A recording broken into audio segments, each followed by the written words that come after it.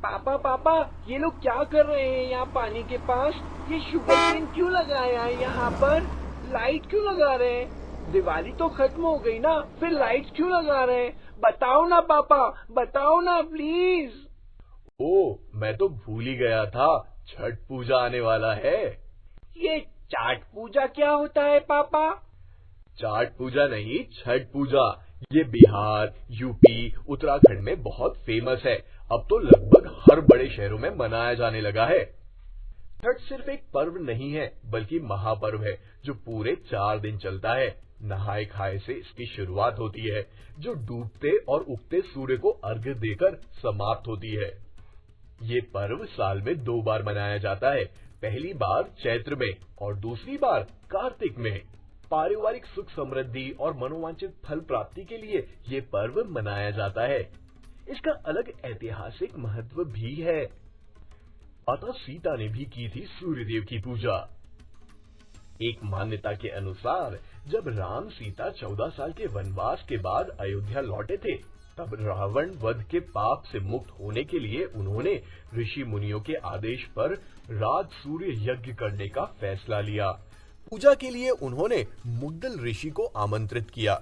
ऋषि ने मां सीता को कार्तिक मास के शुक्ल पक्ष की षष्ठी तिथि को सूर्य देव की उपासना करने का आदेश दिया।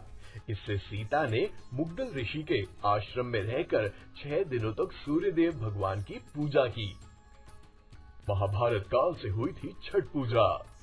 हिंदू मान्यता के मुताबिक कथा प्रचलित है कि छठ पर्व महाभारत काल में भी हुई थी।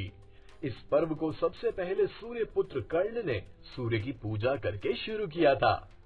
कहा जाता है कि कर्ण भगवान सूर्य के परम भक्त थे और वो रोज घंटों तक पानी में खड़े होकर उन्हें अर्घ्य देते थे। सूर्य की कृपा से ही वे महान योद्धा बने। आज भी छठ में अर्घ्य दान की यही परंपरा प्रचलित है। द्रौपदी ने भी रखा था छठ व्रत। छठ पर्व के बारे में एक कथा और भी है। जब पांडव सारा राजपाट जुए में हार गए, तब द्रौपदी ने छठ व्रत रखा था। इस व्रत से उनकी मनोकामना पूरी हुई थी और पांडवों को सब कुछ वापस मिल गया।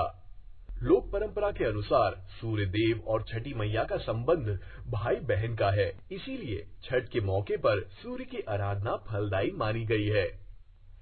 इन कथाओं के अलावा एक और कथा भी प्रचलित है।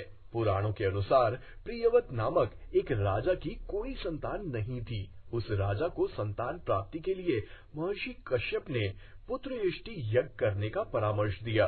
यज्ञ के बाद महारानी ने एक पुत्र को जन्म दिया, लेकिन वो मरा पैदा हुआ। राजा के मृत बच्चे की सूचना से पूरे नगर में शोक छा गया।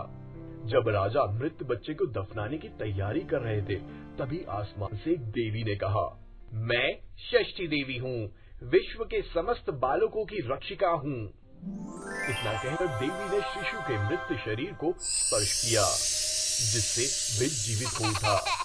इसके बाद से ही राजा ने अपने राज्य में ये त्योहार मनाने की घोषणा कर दी। ये पर्व 4 दिनों का है। भैया दूज के तीसरे दिन से ये आरंभ होता है। पहले दिन सेंधा नमक, घी से बना हुआ अरवा चावल और कद्दू की सब्जी प्रसाद के रूप में ली जाती है। अगले दिन से उपवास आरंभ होता है। व्रती दिन भर अन्न जल त्याग कर शाम करीब 7 बजे से खीर बनाकर पूजा करने के उपरांत प्रसाद ग्रहण करते हैं, जिसे खरना कहते हैं। तीसरे दिन डूबते हुए सूर्य को अर्घ्य यानी कि दूध अर्पण करते हैं। अंतिम दिन उगते हुए सूर्य को अर्घ्य चढ़ाते हैं। पूजा में पवित्रता का विशेष ध्यान रखा जाता है। नॉनवेज और इवन लहसुन प्याज भी वर्जित होता है। जिन घरों में ये पूजा होती है, वहाँ भक्ति गीत गाए जाते हैं। अंत में लोगों को पूजा का प्रसाद दिया जाता है। ठेकुआ बहुत फेमस है, इस बार तुमको जरूर खिलाएंगे ठेकुआ। जय छठी मैया।